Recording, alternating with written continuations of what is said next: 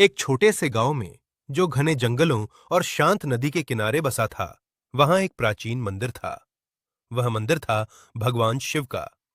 हर सुबह गांव वाले ओम नमः शिवाय का जाप करते, दीप जलाते और सच्चे मन से पूजा करते। कहा जाता था कि उस मंदिर में स्वयं महादेव का वास है। लेकिन उसी गांव में एक व्यक्ति रहता था, राघव। राघव एक चोर था। उसका दिल लालच से भरा हुआ था। उसे लगता था कि अगर मंदिर में इतने सोने चांदी के आभूषण हैं, तो एक रात चुपके से चुरा लेने में क्या बुराई है। एक अमावस्या की काली रात। आसमान में चांद नहीं था, केवल सन्नाटा। राघव धीरे धीरे मंदिर की ओर बढ़ा। उसके कदम कांप रहे थे, लेकिन लालच उसकी आत्मा पर हावी था। वह मंदिर के अंदर घुस गया। दीपक की लौ धीमे धीमे जल रही थी। शिवलिंग पर चांदी का नाग और सोने का मुकुट चमक रहा था। राघव ने कांपते हाथों से आभूषण उतारने शुरू किए। तभी मंदिर के अंदर अचानक तेज हवा चलने लगी। घंटियां अपने आप बजने लगीं। दीपक की लौ तेज होकर अग्नि जैसी प्रज्वलित हो गई। राघव घबरा गया। तभी उसके सामने धुएं और प्रकाश के बीच एक दिव्य आकृति प्रकट हुई। जटाओं से गंगा बह रही थी। गले में सर्प, त्रिशूल हाथ में। तीसरा नेत्र तेज प्रकाश से चमक रहा था। वो स्वयं भगवान शिव थे।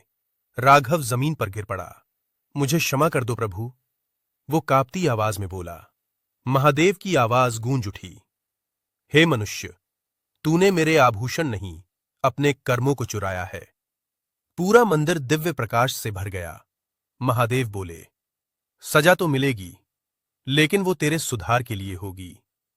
अचानक राघव को ऐसा लगा जैसे उसका शरीर भारी हो गया हो। वो उठ नहीं पा रहा था। महादेव ने अपना त्रिशूल जमीन पर टेका और राघव के सामने उसके सारे पापों का दृश्य प्रकट हो गया। हर चोरी, हर झूठ, हर धोखा। राघव रो पड़ा। प्रभु, मुझे एक मौका दीजिए, मैं बदल जाऊंगा। दंड ये है, तू इस मंदिर की सेवा करेगा, दिन रात सफाई करेगा, भूखे को भोजन देगा और तब तक करेगा जब तक तेरे पाप धुल न जाएं। अगली सुबह गांव वालों ने देखा, राघव मंदिर की सीढ़ियां साफ कर रहा था। लोग हैरान थे। धीरे धीरे राघव बदलने लगा। वह चोर से सेवक बन गया। जिस हाथ से वह चोरी करता था, उसी हाथ से अब गरीबों को भोजन देता था। सालों बाद वही राघव गांव का सबसे सम्मानित व्यक्ति बन गया।